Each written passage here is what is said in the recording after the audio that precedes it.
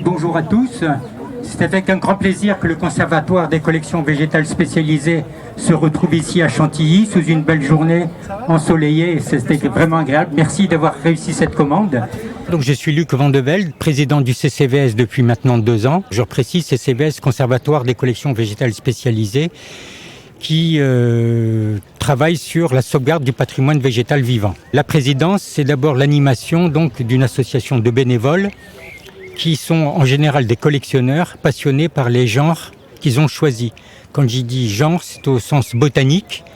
Un genre botanique, ça peut être un quercus, qui est le chêne, ça peut être un trapéolium, qui est une capucine, donc une très grande diversité. Ici, c'est la manifestation Fête des plantes de Chantilly. C'est une communauté de botanistes qui sont passionnés d'une façon extraordinaire. Alors, tout le monde se pose, tout le monde expose ses affaires, tout le monde a ses produits, mais du coup, circulation des idées et des hommes, au bénéfice du lien entre les hommes et les plantes. Je suis Françoise pour tout le monde, Madame Lenoble-Prédine, de mon nom. Il y a plus d'une 30aine d'années, j'ai eu un botaniste renommé qui est venu me voir pour savoir si je pouvais l'aider à créer une association qui s'appelle le Conservatoire des collections végétales spécialisées. Donc je suis co-créatrice du CCVS. Donc je suis la responsable, la fondatrice de la revue Hommes et Plantes. Donc sur cette idée que derrière chaque plante, il y a une aventure humaine et que c'est dans ce compagnonnage des hommes et des plantes qu'il faut travailler le plus possible pour faire comprendre les grands enjeux de demain, comme l'évolution climatique. Alors maintenant, je suis en passation. Et donc, je suis présidente d'honneur de l'association. Donc, elle dure pendant 3 jours, cette fête des plantes de Chantilly, qui a pris le relais de la manifestation des plantes au château de Courson, qui s'est créé en même temps que le CCVS, puisque c'est un des membres, M. Franklin Picard, du CCVS, qui a donné l'idée aux propriétaires des châteaux de Courson, monsieur et madame Fustier, de créer une fête des plantes sans moyens financiers. Donc c'est le prince Agacan, donc le frère de l'Agacan, qui, au château de Chantilly, a porté sa contribution financière de faire une fête des plantes à Chantilly. Sur le podium va avoir lieu le baptême d'un nouveau magnolia qui est lancé. Donc Madame le maire de Chantilly va être présent. Donc du coup, je suis la co-marraine sans doute avec Madame le maire. Je ne sais pas comment on va se débrouiller, il faut. Et on présente le nouveau magnolia qui a été créé à partir de la collection de magnolia de Nantes. Et pour nous, c'est très important de faire passer le message que les collections sont des viviers génétiques, environnementaux, culturels et économiques, au bénéfice de tous, c'est-à-dire aménagement du territoire, etc. En ce jour, on est fiers de baptiser aujourd'hui, ici, même ce magnolia qu'on va appeler évidemment Chantilly. Ah, évidemment, il n'est pas encore très gros, il n'a que 3 ans le bébé. Pour cela, je vais me demander à mes 2 marraines d'avancer. Elles vont délicatement enlever ce qu'il y a sur l'arbre. Et puis, pour le baptiser, on a tout ce qu'il faut. Car dans la mouvance du magnolia, on a du champagnisé au magnolia, c'est-à-dire parfumé au magnolia, qui est ici. Et donc, on va le baptiser avec, évidemment, pour qu'il puisse pousser après. Et il va y pousser, évidemment, dans la belle ville de Chantilly. Donc, si vous pouvez avancer, mesdames. Jean-Luc Ripoche, pépiniériste au sud-est de Nantes. Et donc nous sommes spécialisés dans les magnolias, mais nous cultivons toutes sortes de plantes. Le premier magnolia grandiflora est arrivé des États-Unis en 1713, à Nantes, par le port de Nantes évidemment, qui était le principal port européen à ce moment-là. Il y a 2 sous-sortes. Il y a le magnolia persistant. Ce sont des magnolias à feuillage luisant, à feuilles assez grandes, persistantes, qui fleurissent blanc avec des feuilles très odorantes, entre juin et juillet principalement. Et les magnolias caducs, qui perdent leurs feuilles l'hiver. Et ce sont les magnolias qui fleurissent très tôt au printemps. Eh bien, voici la 2e marraine, presque obligée, parce que c'est une aventure du conservatoire aussi, des collections végétales spécialisées. Ce qui est fantastique, c'est en effet que ça se déroule à Chantilly, au château de Chantilly. Qui sait que le grand Condé, à l'origine de ce château, était le plus grand collectionneur d'Europe? Dans une folie totale, je pense que tout le royaume de France était mobilisé pour lui ramener anémones, œillets, tulipes nouvelles. Donc, dans le même temps, dans le même esprit, donc il y a une loi dont on ne se rappelle absolument pas, qui ordonnait à tout bateau qui circulait et qui courait le monde de ramener des plantes nouvelles vers ce qu'on appelait des relais botaniques qui deviendront des jardins botaniques. Et attention, toute plante nouvelle qui aurait été détournée de son usage et qui aurait été dans le privé, l'homme ou la femme était condamné à mort. Ça ne rigolait pas. À peu près dans la même époque, discrètement, d'un grand bateau, arrive un Magnolia grandiflora. Donc, lui, simplement, il détourne ce Magnolia grandiflora. Eh bien, tant mieux, parce que la ville de Nantes a créé sa collection de Magnolia de Nantes avec son association. Donc, cette association, eh bien, nous a amené à ce grandiflora de Chantilly. Et inutile de vous dire que Chantilly est une place importante pour se souvenir que c'est un lieu qui a été vraiment la confluence de toutes les plantes qui sont venues du monde entier et je remercie les responsables de Chantilly. Bonne fête et merci beaucoup pour ce joli travail et le joli travail de l'ancien responsable des services espaces verts de Nantes. Alors Jacques Soignon, aujourd'hui vice-président du CCVS, et puis auparavant j'ai été le directeur des espaces verts, c'était l'appellation, à la ville de Nantes il y a encore peu de temps. La bonne initiative du CCVS, c'était déjà de proposer un accord avec Chantilly pour valoriser chaque année une plante différente. Donc là c'est la deuxième fois, puisque après les osmanthus, on arrive au Magnolia, qui est une plante vraiment phare des collections nantaises. Je vais demander aux deux marraines de s'approcher pour verser, évidemment. Autrement, il ne va pas pousser. Il y a à base de Magnolia, alors ça va. Bon, on vous invite à passer à côté pour en déguster, gentiment. Merci et bonne journée. Bonne journée à tous et à toutes. Le Magnolia, même si c'est une plante très ancienne dans l'évolution, moi je maintiens que c'est une plante d'avenir. Régis Christner, je suis le conservateur du Jardin botanique de Paris, qui est déployé sur 4 sites.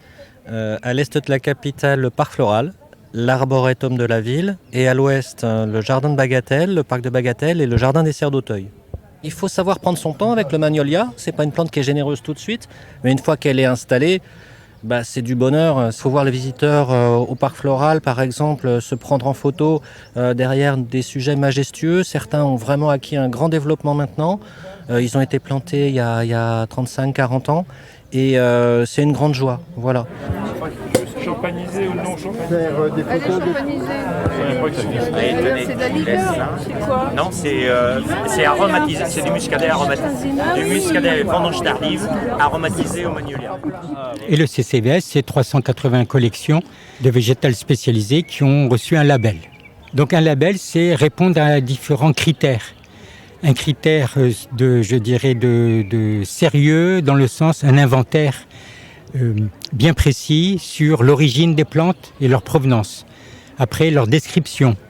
Après, leur diversité, qui permettent comme ça, quand il y a des échanges entre collectionneurs, de dire cette plante que je te donne correspond bien à celle-ci.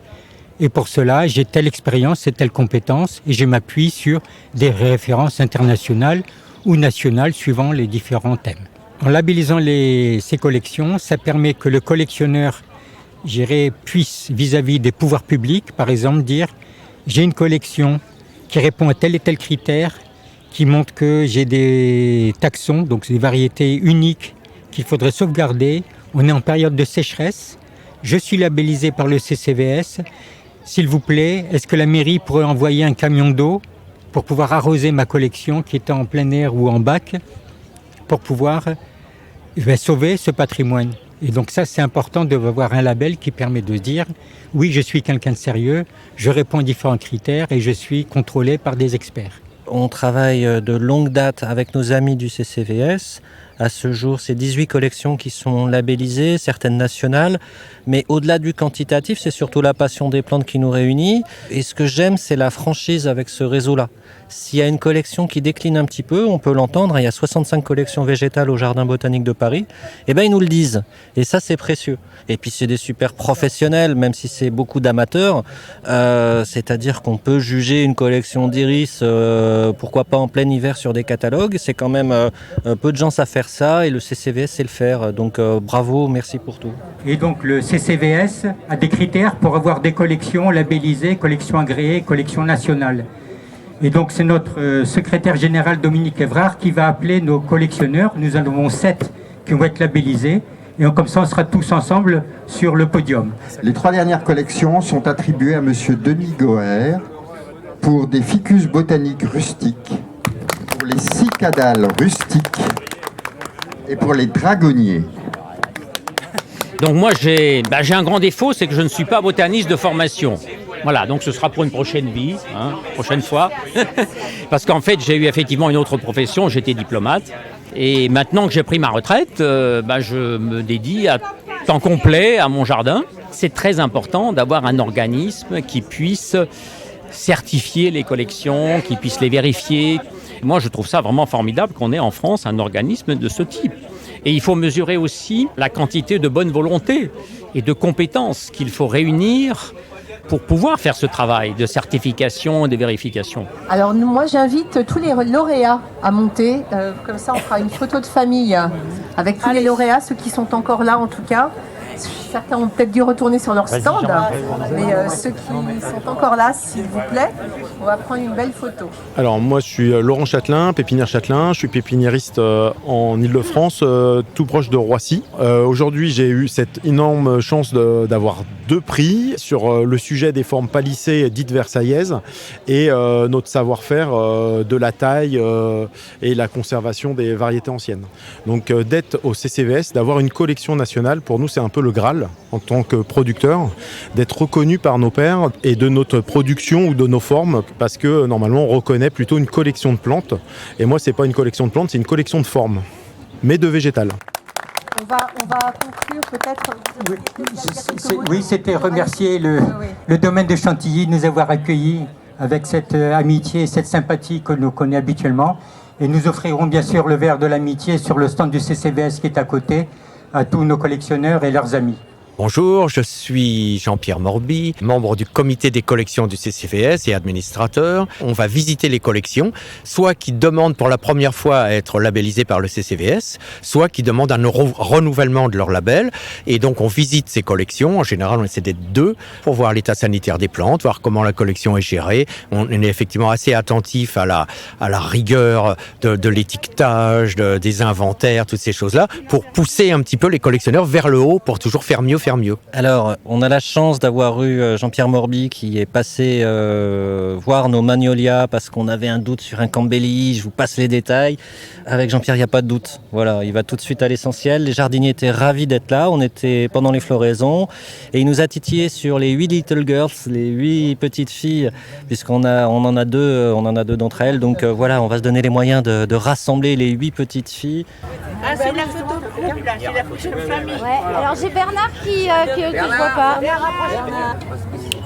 Ah ouais, mais alors Jean-Pierre, si tu discutes, ça va pas le faire. Des journées comme ça, pour moi, elles sont exceptionnelles parce que c'est le résultat à un temps X, un temps T, qui permet de statuer sur une étape. On est actuellement sur une étape de développement importante, c'est-à-dire que derrière, on fait un travail de transmission de ce travail du CCVS, qu'on est en train d'être reconnu plus ou moins par le ministère de l'Agriculture, qu'on risque d'être reconnu par le ministère de la Culture, qu'on sait qu'on a 10 ans encore pour se battre sur le patrimoine végétal vivant. Et donc évidemment, moi qui suis en passation, je veux dire, ces moments d'étape et de partage nous permettent de voir où on en est.